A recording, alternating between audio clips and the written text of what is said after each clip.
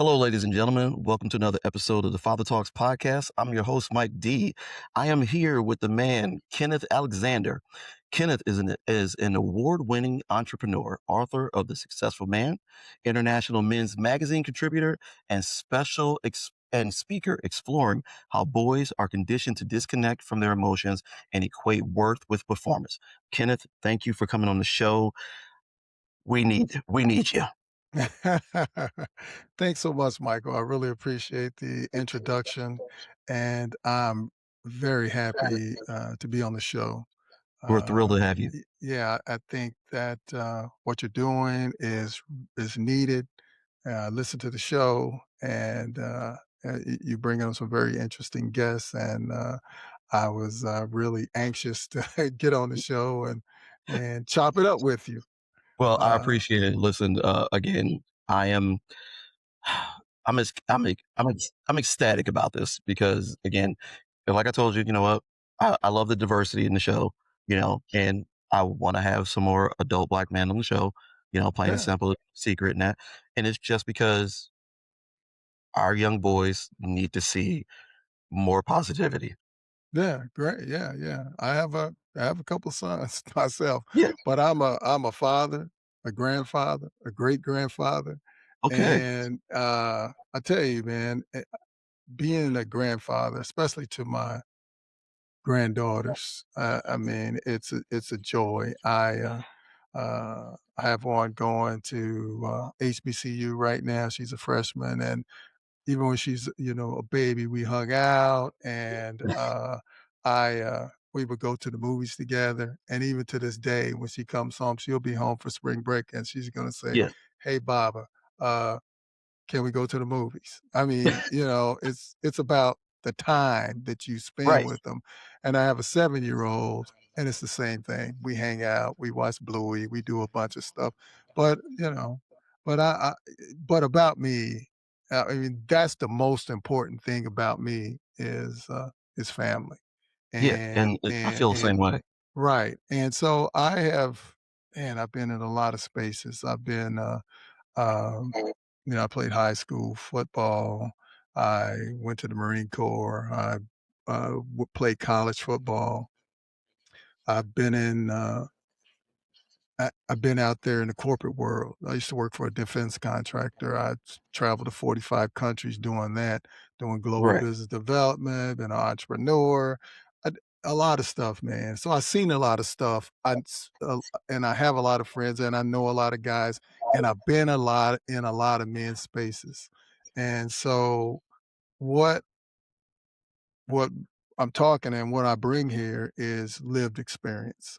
It's not Right. just something I read, not just whatever. So, that's why I look forward, and that's why how I could write the book, The Successful Man: A New Vision of Masculinity, Right. and just a lot of the patterns that I saw from me being a child growing up and being a sensitive kid. So, Yeah. that's kind of the introduction, my introduction right there. Well, we're And definitely gonna talk about the book for that, that's for sure, 'cause yeah, I have questions. So, but for people meeting you for the first time, who is Kenneth Alexander beyond the resume? yeah. Who am I? I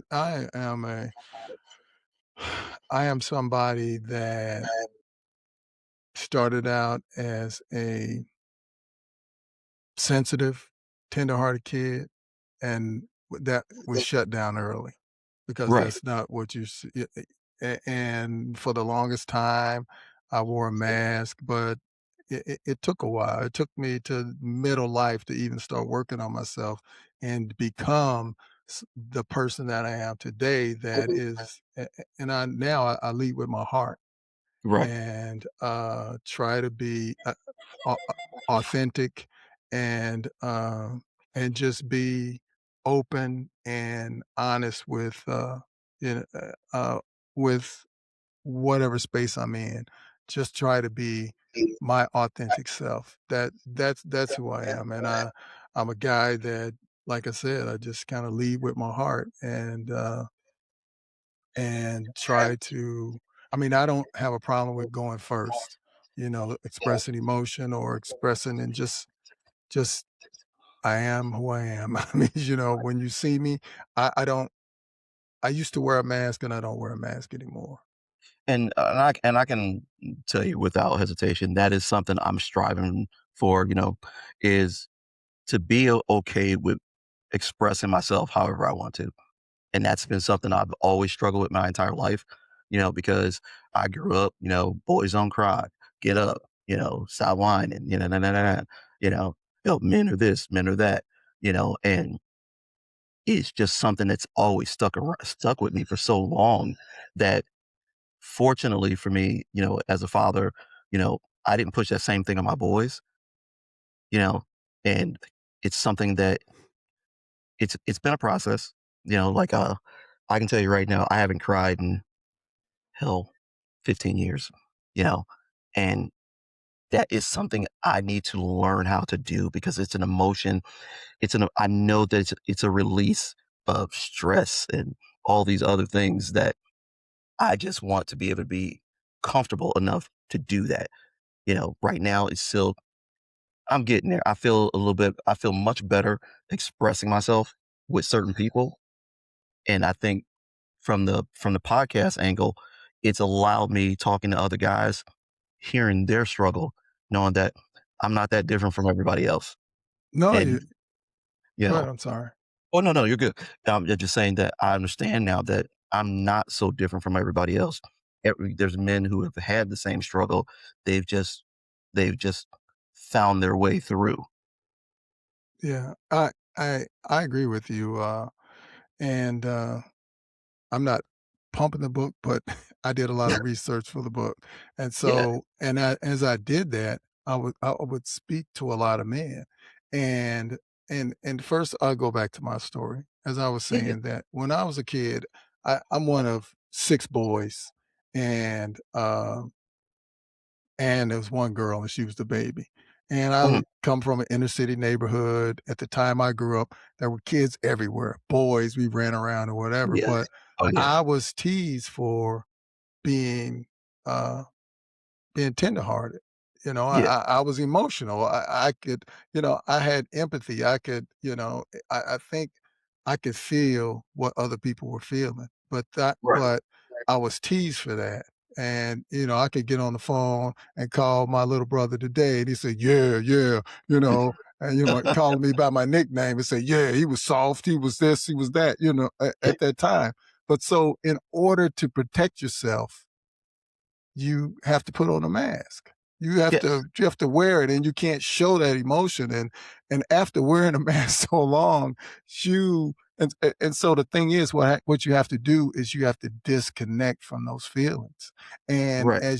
and after so long, that connection is severed. You don't have access to those feelings. And so you get to a certain point and all you have, almost all your feelings come out is anger and anxiety and whatever. You don't even Yes, sir. know. I recall people asking me, "So what do you feel?" I mean, you like your significant other or whoever it is that a woman in your life, and you just sitting there with that blank look, like I don't know what I feel. I have no idea. Because like anything, like it's atrophy. If you don't exercise a muscle, it just Yeah. It yeah, withers. It it withers. withers. And so that is men that we don't have access to feelings. I kind of equate feelings to say in your car. You got the gauges right there. You're looking at it, Right. right? And the oil light comes on. And the oil light comes on, it's like, man, I better do something about this. I better take it to the shop, right? Well, feelings are the gauges for men. I mean, for people. Those are the Right. things how you know whether you're doing okay or not okay. And if you have this feeling come up and you don't know which gauge came on, I mean, it could be the tire. It could be Right. something. But for men, you can't even analyze and see what's wrong. So it all just comes out as anger and that that's a problem. And Yeah. so the question is, how do I feel again? How do I connect back to my feelings? And the thing is that, and what I talk about is, and I know you have a lot of people that come on your show and they talk about, they have a lot of like therapies and they have ideas on how men can do better. Yeah. But nobody ever really looks at the system that we use or investigates the system that Yes. the inherited beliefs, rules, and systems that we use to train men, to take Yeah. boys and bring them to men too, because we were all joyful little boys. What Yeah. happened to the joy? But we've taken it out of boys because literally, when boys start expressing themselves, even at an early age, people they nix that. I mean, no matter what the emotion is, if it's not something that if it's any sort of emotional outburst, boys are required to push that emotion down. No, you're not supposed to be this way. You're supposed to be this and that and nothing else. You get two emotions, you're happy or you're sad. That's it. You Yeah, know, and boys are other not right. They're not allowed to, they're not allowed to express anything, you know, out of the norm. right, I agree with you, and that is exactly right. And so my thing is that we have to look at the way we rear boys. We have to look at those rules, and one of those is don't cry. Right. The one is be tough. The one is you label, that's my little man. That's it. And so how we instill these things in them, it, and it's all as I examine this whole system of which I call the doctrine, that's all the rules and the systems. I mean, and they're everywhere in our society. They start Right. early. They start. Uh, so you have the doctrine, and then it's all based.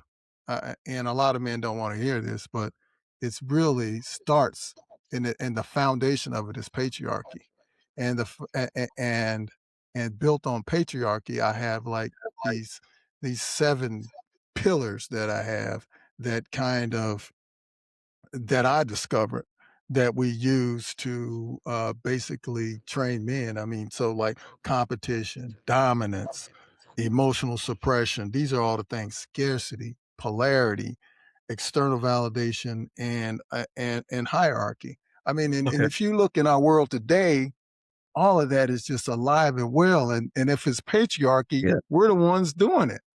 I Right. mean, and so, and I'm gonna give you an example. As early as I don't know, preschool, kindergarten, when you first introduce the introduce musical chairs, Okay. and so you have musical chairs, and say you have 10 kids, and so there's 10 kids there and 9 chairs, and then you turn the music on, and they go around. One kid's out.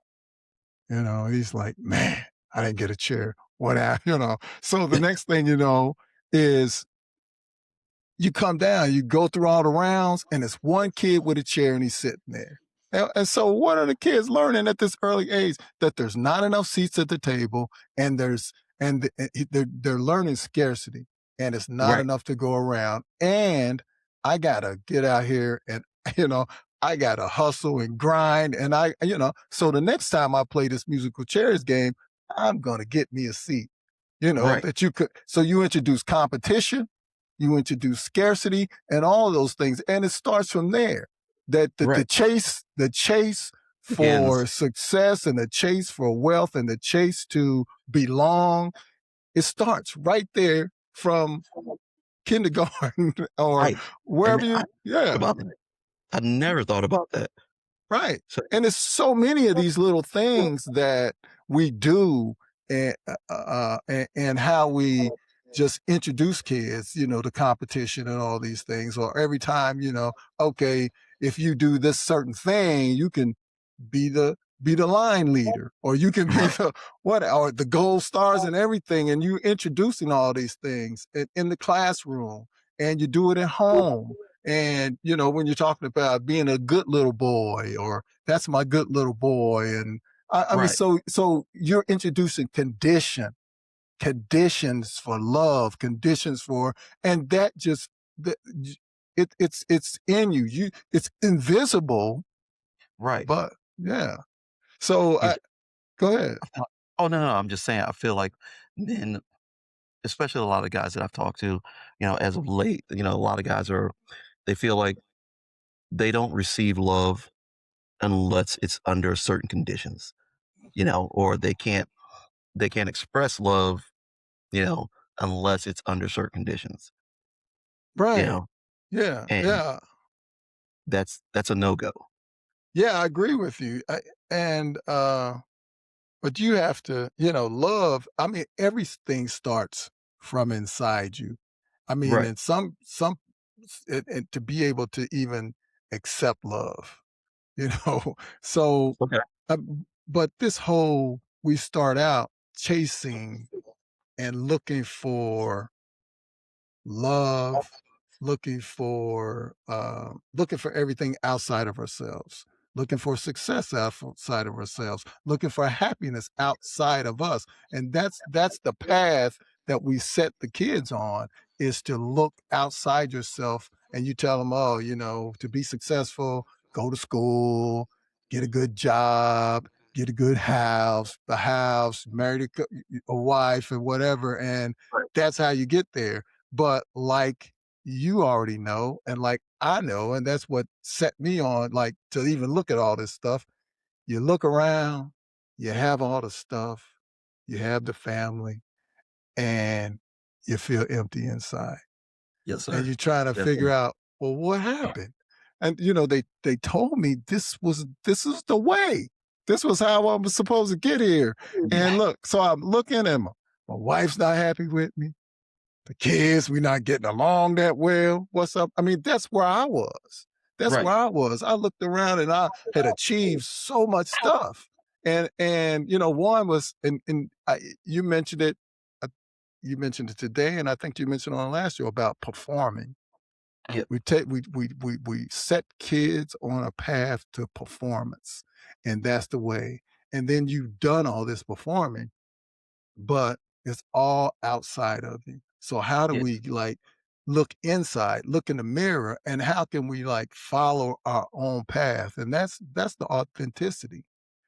Right. So Oh no, you're good. I just want, I don't know how we start teaching our boys to care about themselves first, you know, and still, because loving yourself, I mean, you can't love anybody if you don't love yourself first. right. Yeah. And And I find that most of us, we don't care about, we don't put ourselves first because we're so busy trying to do things for everybody else, trying to make other people happy. Um, I was talking to a guest and I was telling them, I watched a speech and I wish I could recall the guy's name again. But again, it was the same situation where guy was talking about Robin Williams, right? yeah, Robin Williams. Yeah. He was talking about, Robin Williams, this famous, successful, hilarious guy, made everybody happy, did all these things to, for his family, for everybody else, but neglected himself. And it Yeah, ended he up costing, was miserable inside. right.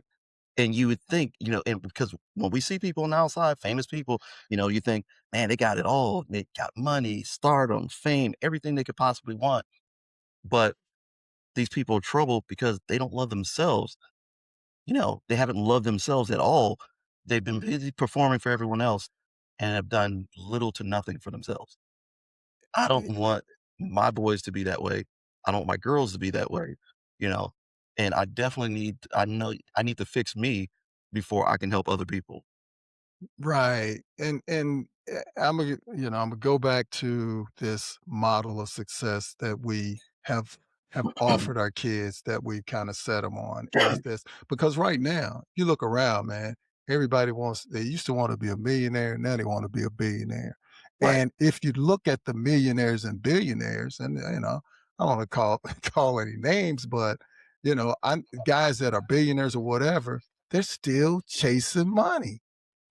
They're Yep. still chasing money. They're not happy. They have problems. They have relationship problems. And so that right there which shows you that money and that kind of success is not the way because Right. it's not making them happy. It didn't make Robin Williams happy, not at Right. all. But the thing is that look around everywhere around in our culture, in our societies, there it's about bling and achieving and getting stuff. And Yeah. so, but so, and you said, so how do we do it? I think how we do it is being emotionally available and allowing kids when they're young to really express their emotions and see their value. Value without conditions. Mm, Value is like, because a lot of times, you got a little kid and he does something really good. And you said, "Oh man, I love you so much. You did such a great job," or whatever. But, what about when he didn't get a great job? right. I mean, like the Steely Dan song. I want it, where they talk about, I want a name when I lose. I Right. mean, so you can't only always recognize when your kids are growing up for the good stuff they do. What about just because of who they are? Right. And that you already enough. You are enough, son. You are, I love you just the way you are. Right. And as you bring them up that way, and then the other thing is that that's what you demonstrate. That's you walk that way, you talk that way, and you support the children that way when they have when they're upset, when they have emotions, or even when they're not. Love on Right. them when they haven't done anything good. Love on them all the time, and don't make such a big deal about how great they are because they made a touchdown or they did a Right. thing. Make a big deal about it because they are who they are. And Right. I mean that starts to because we don't have to like pass it down again because the Right. stuff that the way we raise kids is it's inherited. And we just how our parents, how our grandparents, how they did it, Yeah. we just blindly do it without examination.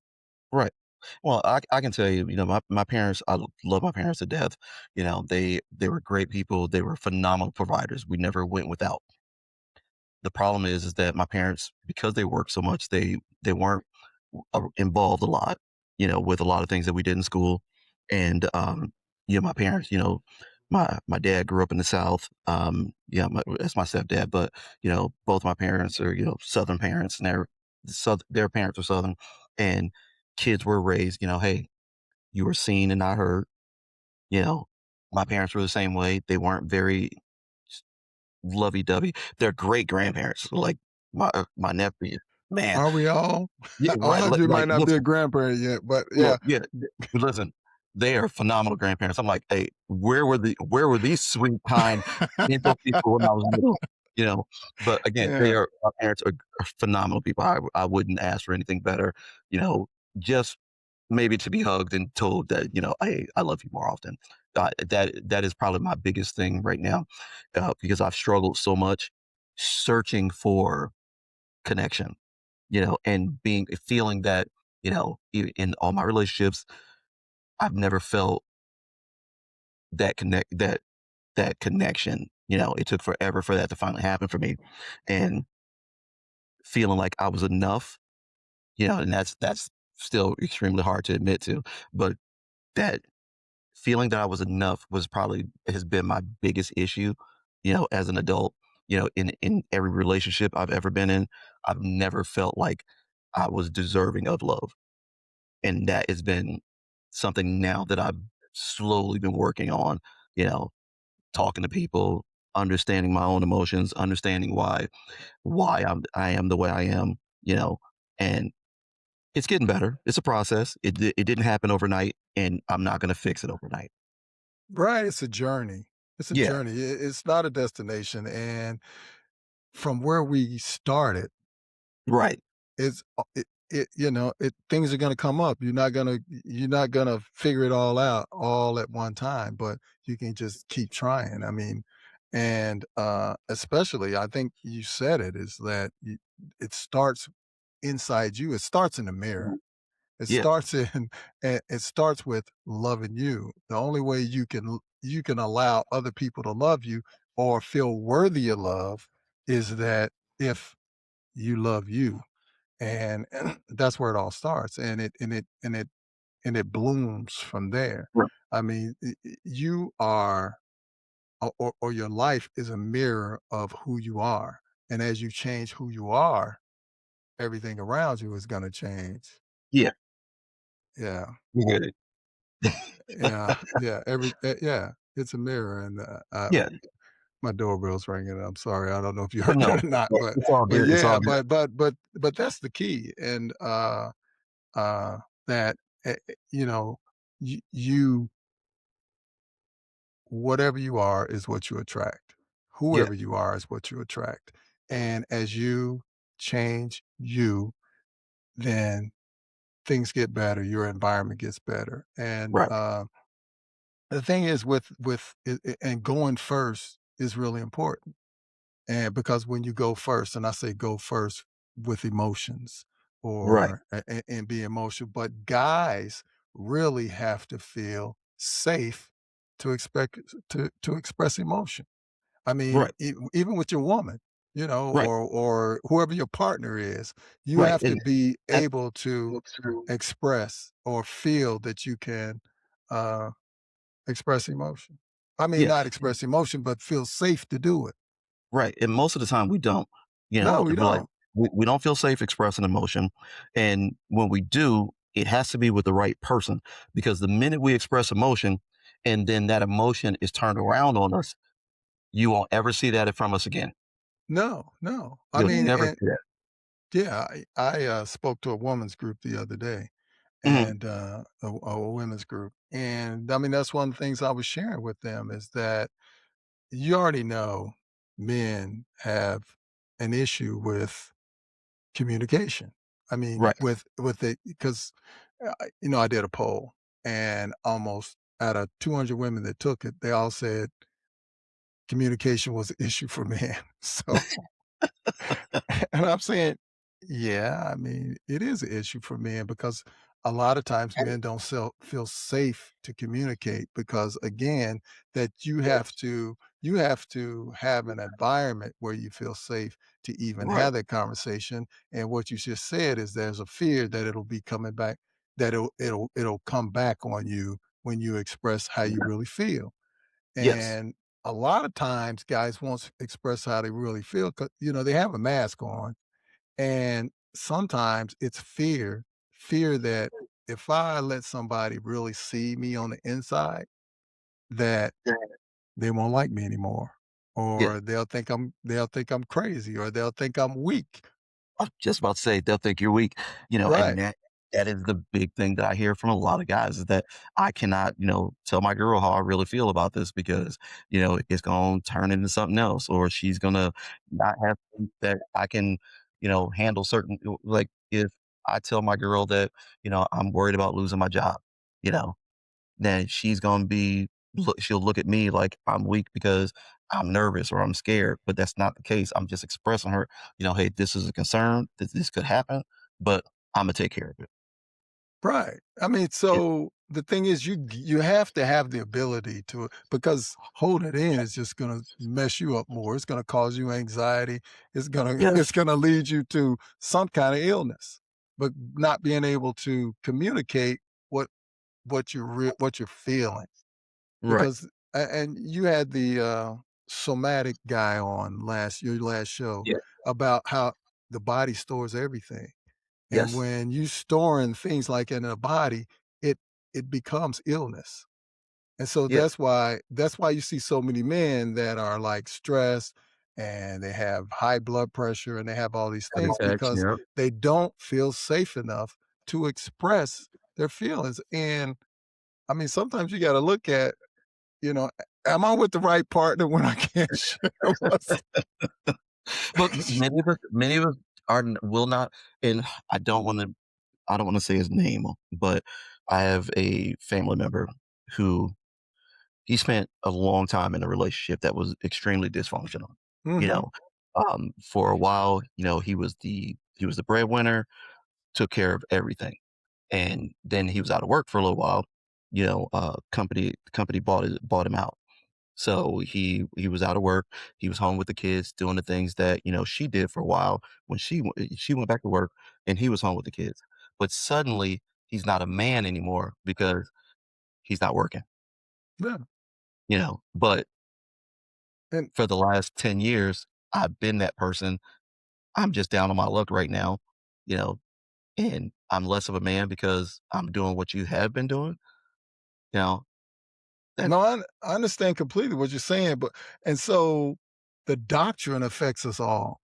Yeah. We all go by the same rules. I mean, patriarchy. Everybody's bought in. It doesn't matter if a single mom is raising boys; she's going to raise them just like the guy would. So it's about what you believe. It's about what you Mhm. believe, and if you believe that men are, I mean, their job is to perform, and their job is to get out and bring in the bacon and a lot of a lot of people or a lot of women probably won't be able to accept a man that feels, a man that leads from his heart, or Yes. I mean, because we're all brainwashed or we all have these beliefs about what it means to be a man. Right. And so I can yeah, I feel for your relative and I So understand where it comes from.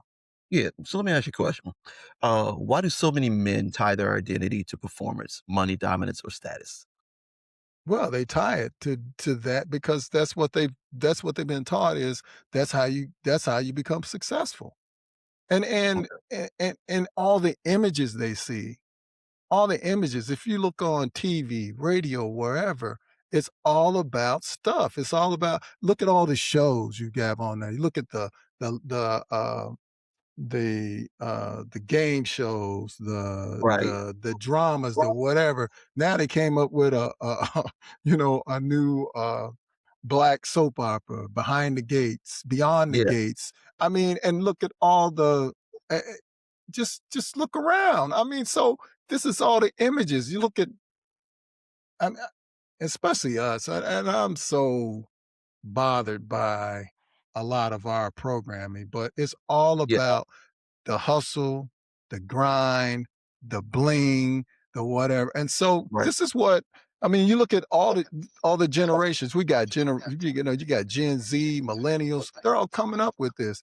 Look at the music that they got, that they listen to, the how it all of that is why. It, And that's supposed to be how you know, become happy. yeah. Now, I can tell you right now, I listen to some of the music my son listens to, and I'm like, what happened to music? We used to tell stories. You know, Right.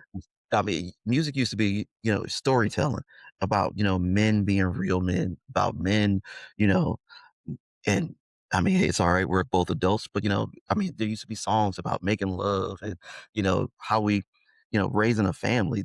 And there's none of that anymore, you Well, know, and that is shaping the minds of, young men today. You know, everything is booty shake this, booty shake that, and how do you, with all the other things that we have going on, you believe in your mind, you believe you have to continue chasing all this paper.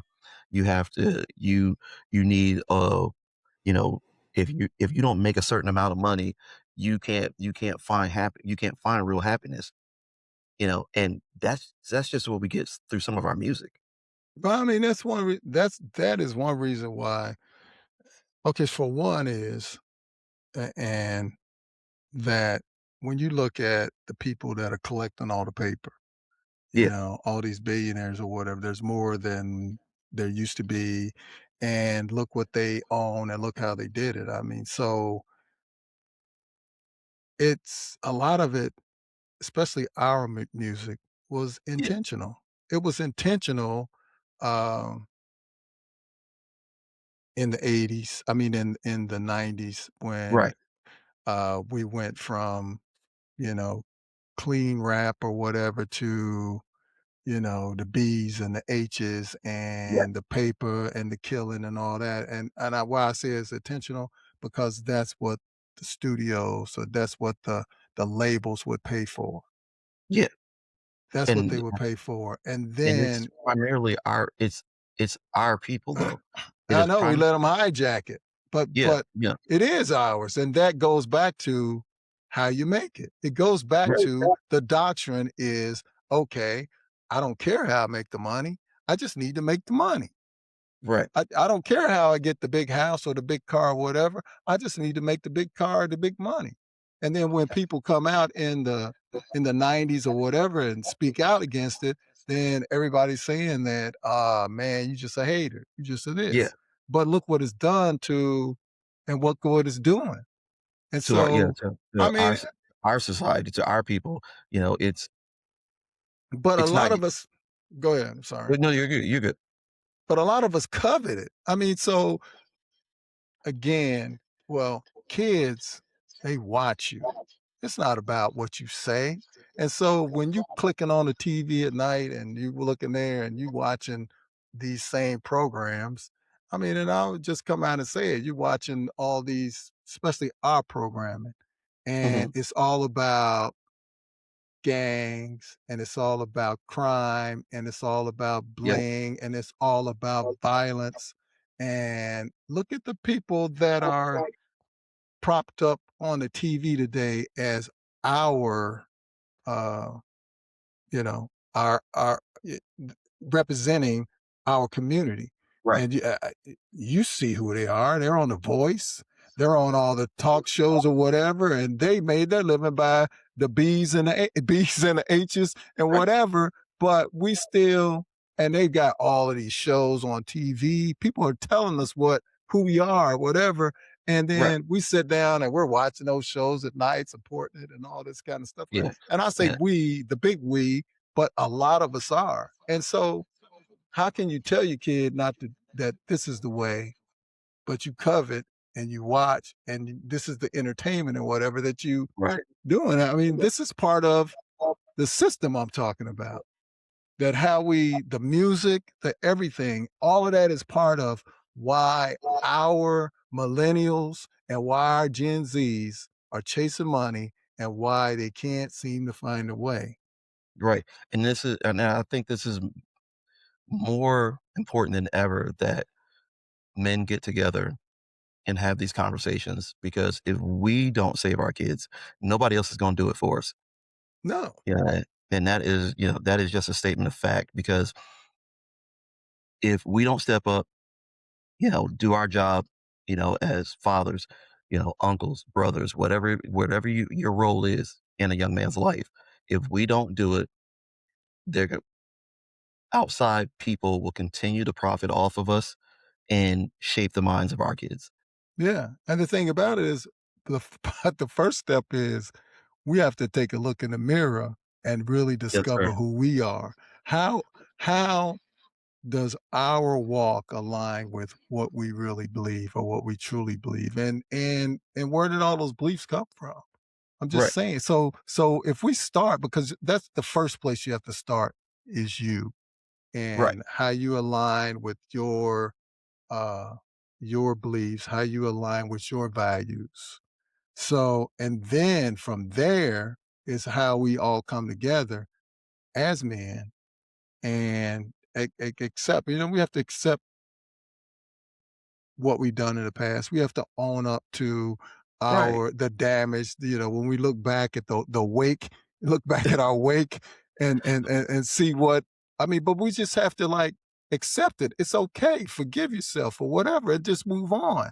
But right, now we just walk in alignment with our values and who we truly are and take off the mask and don't care what if I lead with my heart that what other people think. right. And I think you're 100% right, but we have to get to a point where we don't care what other people think. And I think we care too much what other people's opinions are of us.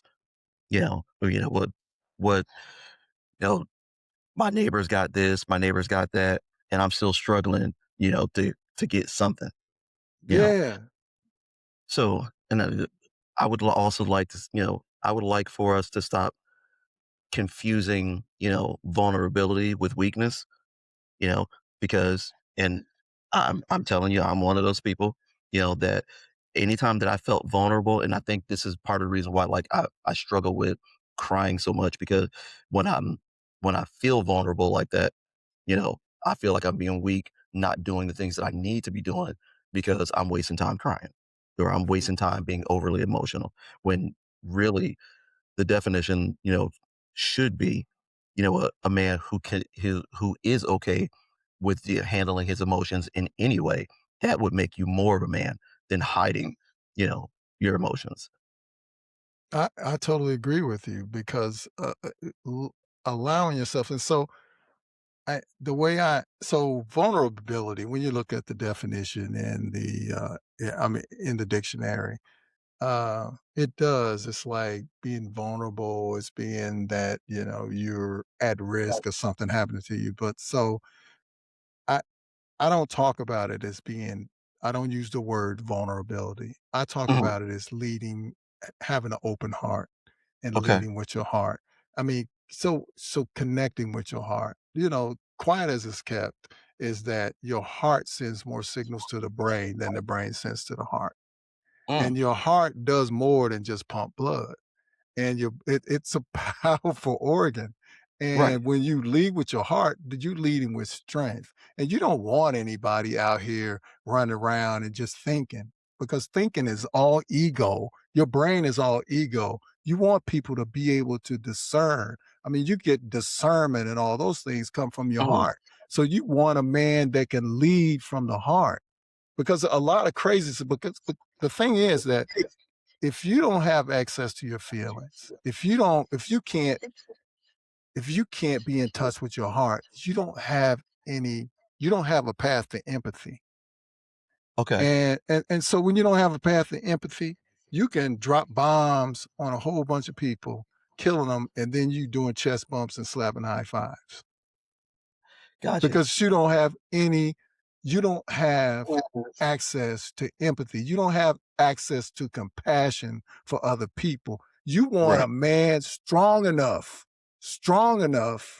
that he can have empathy, that he can be compassionate for other people, that you can be compassionate to your child when he comes up to you and he's crying and he fell down and skinned his knee, and you're not all up in your head talking about, my boys are going to think my little boy is weak. They're going to call him Right. a little punk. I'm raising punks over here. I'm Right. saying, so when people say, and they, I mean, I know they use the V word, vulnerability, but it Yeah. ain't vulnerability. It's leading from your heart, leading from a place here where you can have compassion and empathy, and where you can have discernment. Here your heart knows the truth. And so people can't lie to you. They can't pull the wool over your eyes. So Right. the more you get in touch with your heart, the more you get in touch with your feelings. One is you can know everything that's going around you, everything that's going on with you, and you can be a stronger person by being and leading from your heart. Right. Uh, That's a t-shirt. You make sure you save that idea t-shirt right there.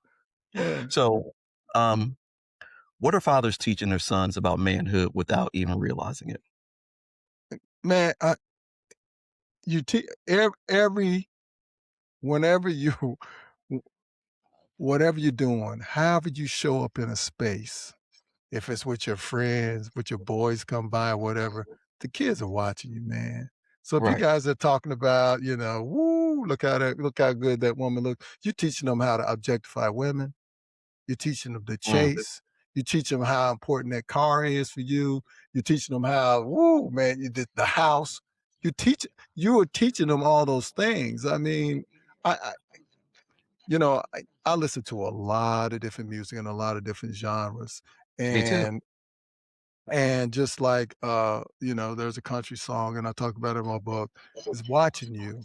It's about how the little kid is watching his dad. He throws a little few little cuss words out there or whatever. It's like, where you learn that? He said, watching you. Yeah. And but he was also watching some of the good things. He was also watching when he prayed at night, when he did this. I mean, so but they're watching us. They're learning from you, not from what you say, but how you walk, how you come into a space. So uh, you don't, all you have to do is maybe like, if you could record yourself or think about what you did today or how you walked or what you did, all of that. And if you want to know what you're teaching your kid, that's what you're teaching your kid Right. Yeah. because they're walking into the space. So if you went and you said something crazy or whatever, or you was on the phone and you throwing a bunch of F words out or whatever, I don't know. Or even if you were on the phone gossiping, or if you were on the phone, whatever you're doing in front of your child, that's what you're teaching them. So Right. whatever shows you're watching on TV, that's what you're teaching them. So I want to backpedal a little bit because I really want to talk about the book for a minute. Yeah. So I give up. I'm gonna save my questions for a second. Tell us about the book a little bit, and then I'll build Okay. off it. Right. So what the book is a lot of what we've been talking about today. Is what I do is I mean the book, like I said, is based on life experience because I was like, how did I get here? I'm at 40, I'm at whatever, and everything around me is all screwed up. I'm not Mm, I'm succeeding at work. I'm making all these sales and everything, but my relationships at work, and then more importantly, my relationship with at home.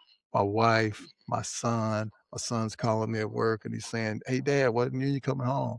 And because we usually play basketball, I do other stuff in the evenings and whatever. And I say, "Well, yeah. I'll be home soon, son." And I traveled a lot. And so I was beginning to have all these regrets. Things were just not working out right. So I was like, and then I'm like, well, how did I get here?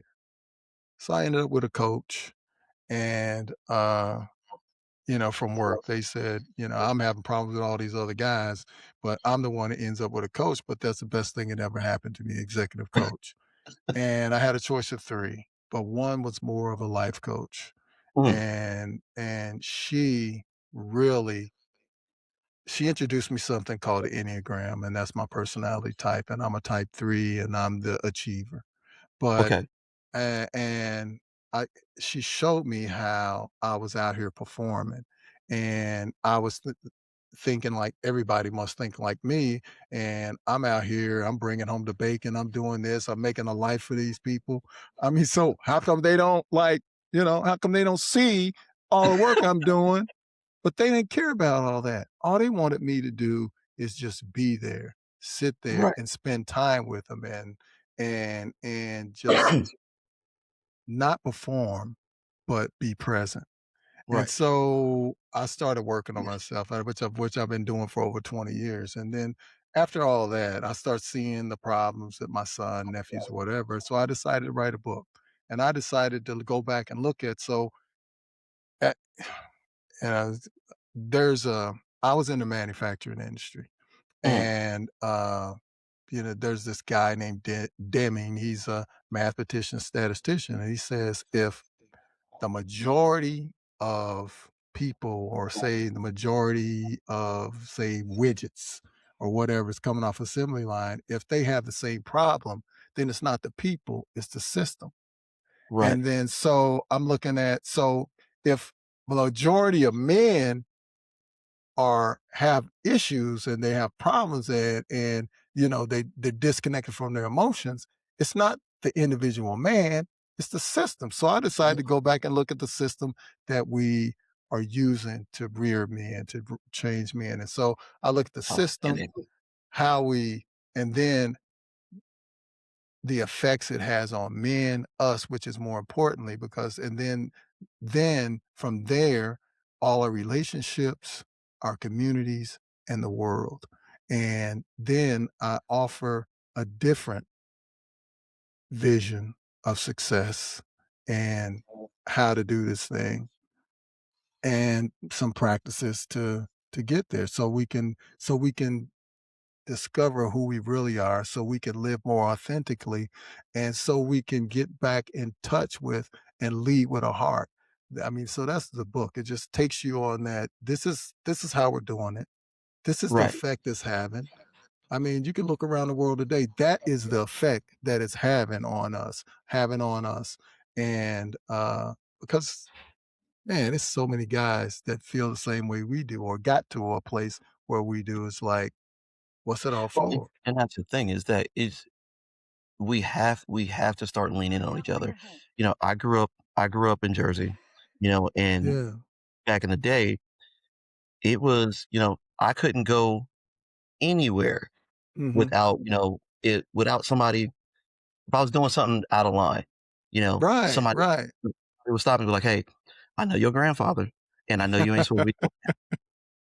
You know, we aren't a community, taking care of our children anymore. We're just a bunch of individuals who happen to live on the same street, yeah, and right, that is I think we need especially for our people, that was great growing up.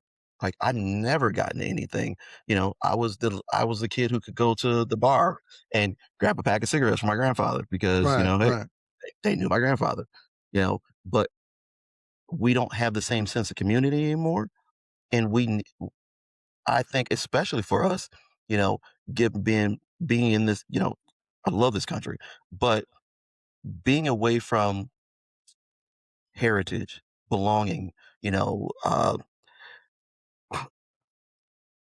just traditions even, you know, we need our community, and right. we have to figure out a way to get back to that, and like you said, first we gotta look at ourselves, fix yourself first, because you can't put on you you don't wanna put on everybody else's mask, while the plane is going down, you can't help nobody like that, Right. so, um, you answered my question that I was gonna ask you about the book, so, alright. Yeah. I mean, the thing about it is we y I have a thing I talk about is that if everybody just in their circle, in Mhm. their sphere of influence, just move the needle a little bit.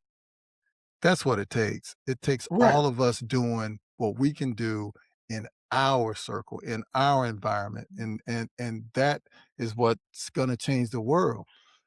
Is right, and that's when, how you say it starts with us. I mean, I go back to Michael Jackson's The Man in the Mirror. It starts, mm, it that's where it starts. It starts in the mirror, and it starts with me. It starts with all of us, and then if we take responsibility for our own self and we focus on the people in our own lives. Can you imagine if you just, you know, in your household and your yes, children, and you change your walk, and they all see it. That's how it's done right there. And then you can go out to, whatever it is, the lodge or the other clubs or outside, and then you can spread it. But it starts with your walk, the way you show up in spaces. That is that's what people see. They'll see it in you. They'll ask you. They'll say, "Michael, man, what's going on with you? You seem a little different." right, I don't really know how you are in those places, but that's how it starts. They'll say, "Man, Michael sure is, this," and it'll all be like they'll wonder, how you change, what are you doing? What are you doing, Michael? And I mean, that's how it happens. It's not everybody wants to do this whole big macro thing. Let's go out and save the world. And right, pretty much, in our community, everybody wants to get up, rally, go, do some protest or whatever, if something's happened. But that's easy. Demolishing something or tearing down something or whatever, that's easy, or war. It's yeah, a war against this, a war against that, and we need to go out. But what is hard, what is difficult is building something. And I mm, have this thing about there's a difference between being against something and for something. Because if you're against something and one little thing changes, like I'm against, what happened to name it, whatever, ICE killed somebody, Right. or I'm against that. I went out, I protested, whatever, and all that. Then it's over. But if I'm for peace, if I'm for a better community, then I don't stop until, if say somebody wants to, we want to, I'm for building a park in my neighborhood. Right. And I'm gonna build a park in that neighborhood. But if I'm just against somebody like building a mall or whatever or something like that, we go out protest or whatever. Win or lose, it's over. You just stop. But being for something, it's a different energy. It's a different vibration, Right. and but we need to be for. If you want to build your community, you need to be for something, not against something. When you go back and look at Martin Luther King, he was for peace. He was for freedom. He was for all those things. That's why he kept going, kept going, kept going. But when he was murdered, nobody really took up the for. Right. Yeah. And They that never and took up the we're missing that. for. We're missing that in our communities We're today. missing it. Y we have no real representation, no leadership, and I mean, again, I understand that it starts at home, but, you know, I remember, growing up reading about, Martin Luther King, Malcolm X, and we don't have that same leadership, something to rally around. Yeah. And the thing about Yeah. me is I lived through because I was born in 1959. Okay. And so I'm in that generation, and some people call it the Jones generation. I'm in the one right the end of the boomers and the beginning of the X's. Yeah. And, so I lived through the '60s on into the '70s. And so it was right at at the end where, the boomers were booming, so things are kind of slowing down then. Right. And then the '60s come.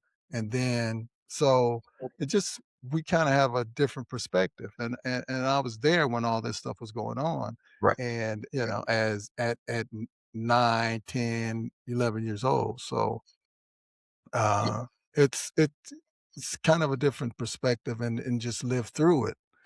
yeah. Uh, Well, because you've lived through it, so, I mean, you can speak on things differently than, those of us who have just read about it. right, right. So, when you're on the sideline watching something is completely different from being part of something when it's happening.